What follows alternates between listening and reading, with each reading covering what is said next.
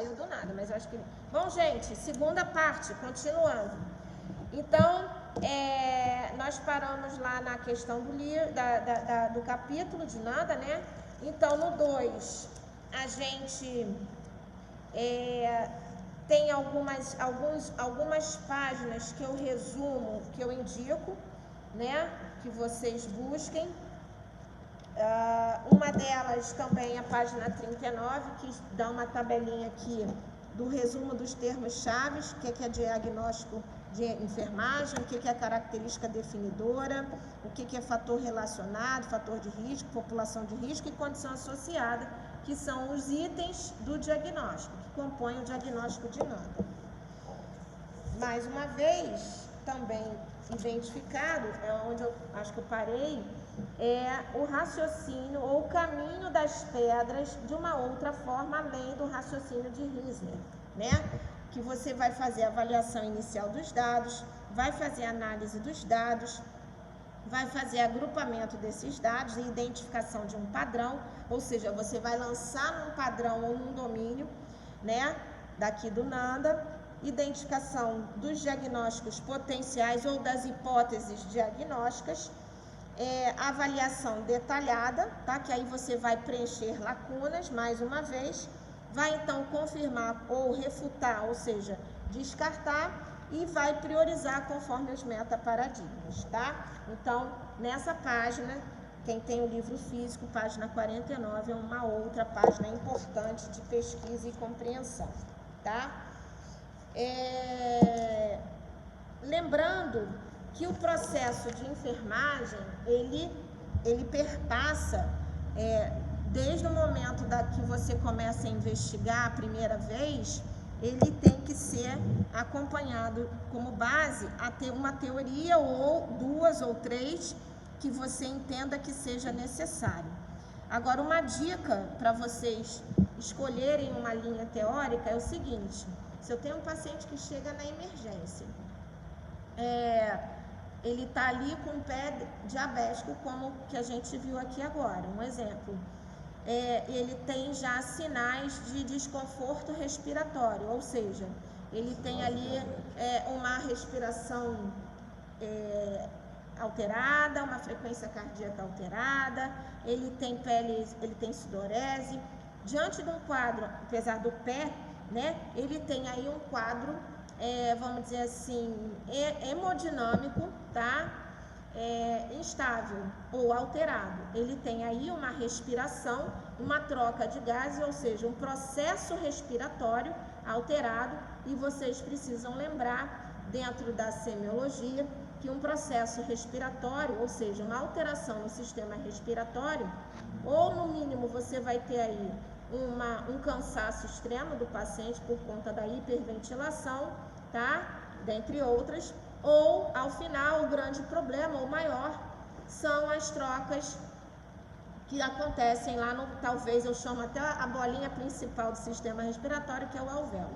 É lá que a gente faz a troca gasosa, troca o gás carbônico pelo oxigênio, e se isso não acontecer adequadamente, a gente vai ter problema, tanto para a circulação pulmonar, quanto para a circulação sistêmica, tá? E aí, tendo problema para a circulação sistêmica, no mínimo, a gente tem aí um coração que vai ter que trabalhar diferentemente e automaticamente a gente vai ter uma circulação alterada. A mesma coisa a nível da circulação pulmonar, que eu não vou ter, então, as funções pulmonares adequadas por conta de uma simples troca gasosa, ou seja, uma insuficiência de transmutação, assim, de transporte do oxigênio pelas membranas celulares do alvéolo. Por causa do excesso de glicose circulando no organismo. E, obviamente, você vai ter aí aumento de outros elementos circulando. A glicose é uma delas. Automaticamente, se você não tiver o hormônio insulina adequado. Então, sempre lembrem, quando o paciente chega ali com o pé diabético, você já pode ir direto, obviamente, numa avaliação inicial. A gente sempre inicia pela avaliação do sistema respiratório, a seguir aí do sistema cardiovascular, na clínica, tá, pessoal? Não estou falando da emergência e da urgência. Então, a gente está aqui falando sobre as avaliações sistêmicas, porque você vai chegar no metabólico, que é, então, avaliando também o sistema gastrointestinal. E, ao final, o sistema urinário para a questão eliminatória. Então, eu sempre oriento, quando vocês vão trabalhar com os diagnósticos, que vocês relembrem, façam uma revisita aos conceitos semiológicos e semiotécnicos, porque aí a gente vai ter que trabalhar depois lá na NIC, tá? Os conceitos do sistema respiratório, do sistema cardiovascular, do sistema digestório e do sistema eliminatório. Obviamente, aí como assim, a galope, você tem como carona o sistema nervoso, hidroeletrolítico, tá? E termorregulação, tá? E aí você vai entender melhor os domínios, ou seja, a metodologia utilizada pela instituição NANDA acerca da construção do diagnóstico. Então, a gente não pode esquecer que na hora da investigação você tem que estar trabalhando a teoria. Então, você faz a avaliação e colhe a história do paciente. Quando você vai fazer o planejamento, você trabalha com o diagnóstico, o resultado esperado, ou o título do resultado que você busca lá no livro de NOC, tá? Nessa etapa do planejamento, você vai pegar o título de NOC e vai pegar também o título de NIC. O planejamento, então, é só para que você possa dar, vamos dizer assim, as palavras-chave do seu plano, pormenorizado. Mas ainda continuando aqui na análise do livro, a gente tem um próximo momento, que é o momento de conhecer aquilo que a gente conversou sobre os domínios, os 13 domínios da taxonomia de NANDA, tá? Nessa versão 2018-2020, 13 domínios, 44 classes e 247 diagnósticos. Então, domínio representa áreas de conhecimento, grandes áreas de conhecimento para enfermagem, tá? Ou vamos dizer assim, grandes áreas do foco da atenção que você vai estar trabalhando. E as classes são, vamos dizer assim, a reunião de informações semiológicas, informações epidemiológicas, informações políticas, éticas, que vão estar categorizadas nas classes. E qual é a minha orientação? Aqui começa, nessa página, eu começo a me organizar de uma forma visual. Eu gosto muito de trabalhar com mapas mentais, porque de uma forma visual eu vou me perguntando. Vamos lá no dado de identificação. Eu tenho algum dado que eu possa trabalhar promoção? Tenho. Mas vamos para a segunda pergunta. Aonde eu estou trabalhando nesse momento? Eu estou trabalhando na emergência? Na sala de classificação de risco? Será que é neste momento que eu vou trabalhar a promoção? Em que momento eu vou trabalhar diagnósticos de promoção, né? Então, eu preciso ter, não que uma sala de emergência eu não trabalhe diagnóstico de promoção, não estou falando isso, mas no primeiro contato eu vou estar buscando. Vocês podem tirar dúvida indo lá pesquisar quais são os diagnósticos que a gente tem aqui. Talvez até depois que eu organizar, dependendo dos sujeitos, se eu tiver como sujeito uma mãe, um cuidador, um filho, eu vou ter que trabalhar aqui para o diagnóstico de promoção. Mas isso é depois que eu resolver alcançar o resultado do sujeito principal do meu diagnóstico. Nutrição seria o segundo domínio. E aí tem lá 5 classes. A classe da ingestão, da digestão, da absorção, do metabolismo e da hidratação. Opa! Com esse pé aqui diabético, essa foto do pé, eu já posso, deixa eu avaliar como é que está os hábitos de nutrição, como é que está a questão de digestão. E aí eu vou sim conseguir, eu vou assinalar como um possível domínio para eu buscar diagnóstico. E a gente vai ensinar isso a seguir. A mesma coisa para o terceiro domínio, que é eliminação e troca. Com certeza eu não falei sobre avaliação de termorregulação, eliminação urinária, intestinal. Eu não falei sobre equilíbrio hidroeletrolítico, olha, ele vai estar todo aqui, tá? Então, ele vai estar aqui, ó, função urinária, função gastrointestinal, função tegumentar, função respiratória. A tegumentar, às vezes, a gente pergunta assim, vocês estão acostumados, quem já trabalha, a avaliar as perdas insensíveis? Você está acostumado a avaliar um paciente que está com febre, com uma hiperventilação? Porque quanto mais ventila, mais caloria gasta, tá? Mais energia gasta, né? E, consequentemente, você exige aí um metabolismo maior. Atividade, o quarto domínio, atividade e repouso, sim. Atividade e repouso entra sono e repouso, atividade e exercício, equilíbrio de energia, respostas cardiovasculares e autocuidado. Professora, respostas cardiovasculares aqui? Pois é, e a gente vai ver o motivo, por que ela está aqui. Não concordo, tá? Então, a gente vai fazer uma pesquisa, ou pesquisas, e vai mandar lá para a Nanda, tá? Percepção e cognição são diagnósticos importantes, até porque, na verdade, são fundamentais, porque se o paciente não conhece, não tem, vamos dizer assim, orientação adequada, como é que ele vai realmente se cuidar ou entender o que a gente está falando? E assim sucessivamente para os 13 domínios que a gente vai ter que estar aqui sempre raciocinando. Agora, percebam, eu tenho um entendimento que para o aluno que está começando, né, um aluno de graduação que está começando a fazer uma percepção, se deparar com isso que não é visto, nem como paciente, nem como acompanhante de paciente, nem como técnico de enfermagem, a possibilidade de vocês verem enfermeiros da prática fazendo esse tipo de mecanismo de trabalho é uma possibilidade diminuta. Ela é muito pequena, ou porque ele está por N motivos, tá? Eu não estou aqui criticando nenhum colega, porque o meio, nós somos, na grande maioria das vezes, fruto do nosso meio, tá? Bom, voltando aqui então para o nosso foco do vídeo, da continuidade, né?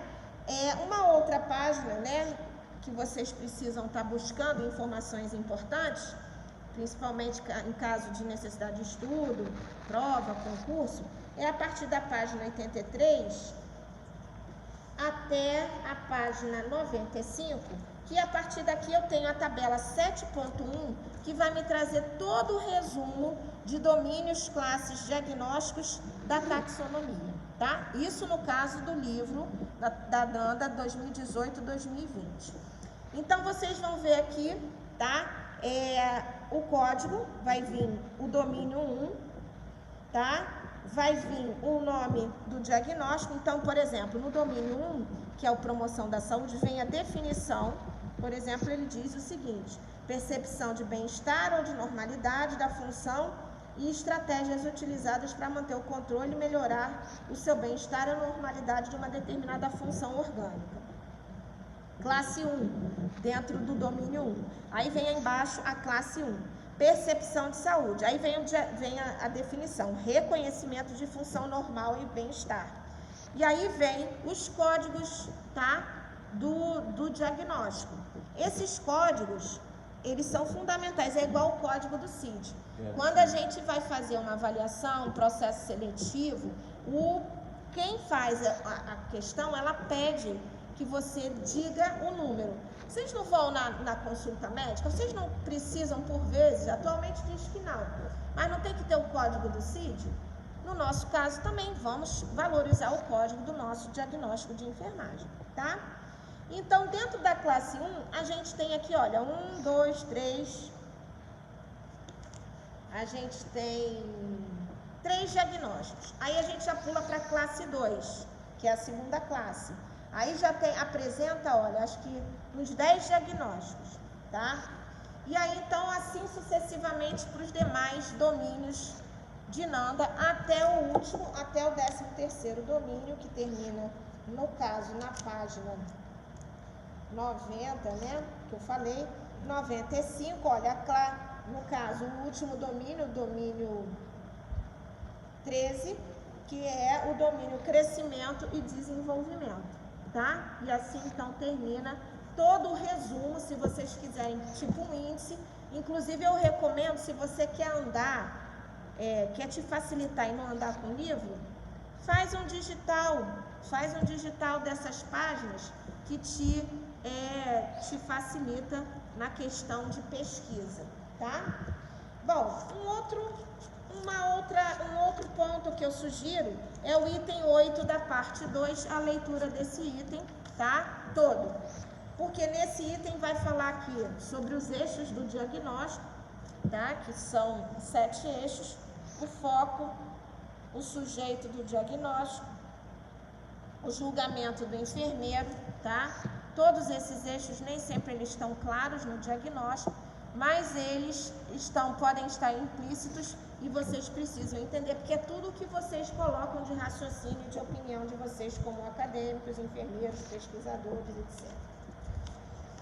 Dentro desse item, a gente tem aqui uma tabela dos focos, facilita, por exemplo, amamentação, ansiedade, e aí você vai colocar esses focos distribuídos nos domínios e nas classes, tá? É uma outra tabela.